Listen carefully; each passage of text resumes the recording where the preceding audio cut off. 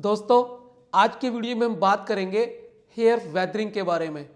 Hair weathering का अर्थ होता है cumulative effect of environment on hair shaft, जिसकी वजह से हमारे बाल खराब होने शुरू हो जाते हैं।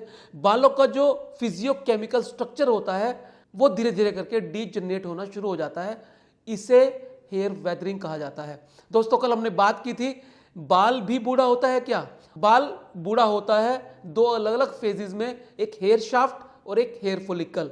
हेयर शाफ्ट के अंदर भी दो तरह से एजिंग होती है। पहली होती है हेयर वेदरिंग के कारण, दूसरी होती है फोटो एजिंग। आज हम बात करेंगे हेयर वेदरिंग की, कल हम बात करेंगे फोटो एजिंग के बारे में। दोस्तों, हेयर वेदरिंग यानी वातावरण का प्रभाव जब बालों को खराब करने में पड़ता है तो इसे हेयर वेदरिंग कहा जाता है। दोस्तों, बहुत से एनवायरमेंटल फैक्टर्स, बहुत से वातावरण के कारक ऐसे हैं जो हमारी हेयर शाफ्ट को खराब करते हैं। जैसे यूवी रेस, सूर्य से जो हमें रोशनी मिलती है उसके अंदर यूवी रेस होती हैं, अल्ट्रावायलेट किरणें होती हैं। ये यूवी रेस रेडिएशंस हमारे बालों की हेयर शाफ्ट को खराब करने के लिए उत्तरदायी होती हैं। ये डायरेक्ट मेलिनोसाइट्स जो हमारी कोर्टेक्स के अंदर होता है उसके ऊपर काम करती हैं और हमारे बालों को खराब करना शुरू करती हैं। यही प्रीमेच्योर ग्रेइंग के लिए भी काफ़ी हद तक उत्तरदायी होती हैं। इसके अलावा विंड, ह्यूमिडिटी, पोल्यूशन, बालों में किए जाने वाले प्रोसीजर और बालों में इस्तेमाल किए जाने वाले केमिकल से भी बाल खराब होते हैं। ये सारे के सारे क्यूमुलेटिव इफेक्ट जब देते हैं तो उसे हेयर वेदरिंग कहा जाता है। यानी जब ये सारे के सारे कारक, सारे के सारे एनवायरमेंटल फैक्टर्स इकट्ठे हो जाते हैं और हेयर शाफ्ट को खराब करते हैं, बालों को खराब करते हैं, तो इसे हेयर वेदरिंग कहते हैं। दोस्तों, एशियन लोगों के अंदर हेयर शाफ्ट डिस्टल एंड से खराब होना शुरू होती है। इसका कारण ये होता है कि हम केमिकल कम इस्तेमाल करते हैं और एनवायरनमेंट के अन्य फैक्टर्स जो होते हैं वो हमारे बालों को ज़्यादा खराब करते हैं। लेकिन अफ्रीकन्स और अमेरिकन्स के अंदर ये प्रोक्सिमल एंड से खराब होती है। इसका कारण ये है कि वो ज़्यादा हार्श केमिकल इस्तेमाल करते हैं, जिसकी वजह से उनके बाल प्रोक्सिमल एंड से खराब होने शुरू हो जाते हैं। कि हमारे बालों की 3 लेयर होती हैं, क्यूटिकल, कोर्टेक्स और मेडुला।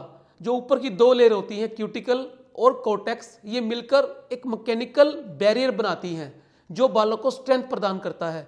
क्यूटिकल जो बालों की सबसे ऊपर वाली लेयर होती है वो हेयर फाइबर का 10% होती है अगर हम वेट की बात करें, और कोर्टेक्स जो होती है वो केराटिन नामक प्रोटीन से बनी होती है।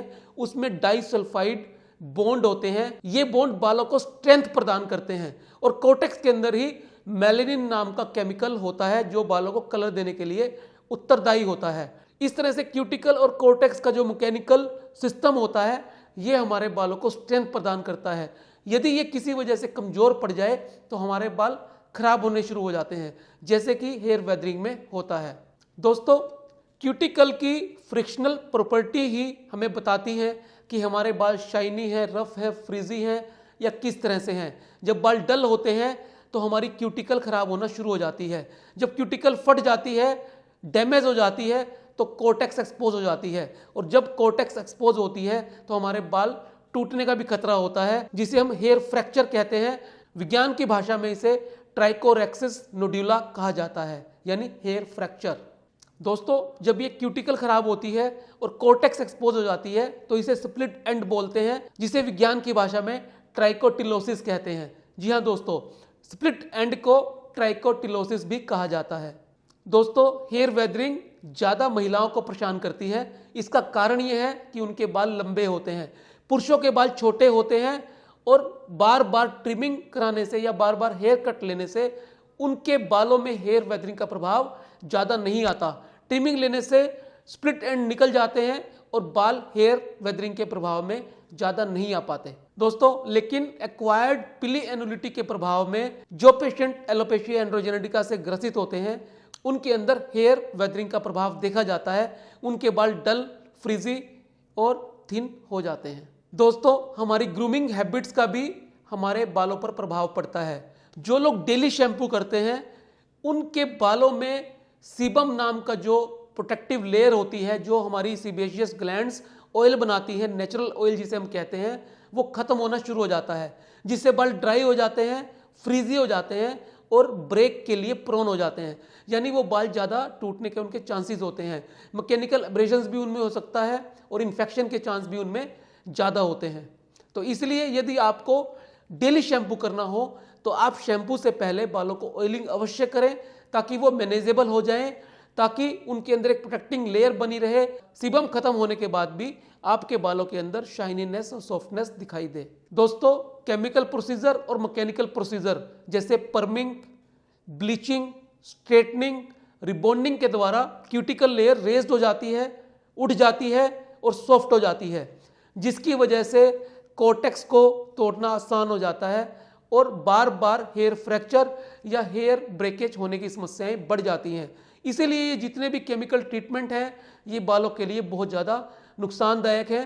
हेयर वेदरिंग का एक बड़ा प्रभाव इन सब चीज़ों के कारण आता है जो प्रोसीजर और जो केमिकल बालों में इस्तेमाल किए जाते हैं। दोस्तों, ये सारे वो एनवायरमेंटल फैक्टर्स थे जिनकी वजह से बाल हेयर वेदरिंग की स्टेट में जाते हैं, हेयर शाफ्ट डैमेज होना शुरू हो जाती है और बाल को बूढ़ा करना शुरू कर देती है। यदि हम इन चीज़ों से बच जाएं, ध्यान रखें, तो हमारे बाल इससे प्रभावित नहीं होंगे और वो सुंदर दिखेंगे, शाइनी दिखेंगे, डल नहीं होंगे, फ्रिजी नहीं होंगे और एक बाउंसी लुक उनके अंदर नजर आएगा। दोस्तों, मैं उम्मीद करता हूँ ये वीडियो आपको अच्छा लगा होगा। आप इसे लाइक करें, कमेंट करें, शेयर करें और जिस विषय पर आप चाहते हैं मैं आपके लिए वीडियो बनाऊं आप उसे कमेंट बॉक्स में अवश्य लिखें। मिलते हैं अगले वीडियो में फिर एक नए विषय के साथ। तब तक के लिए नमस्कार।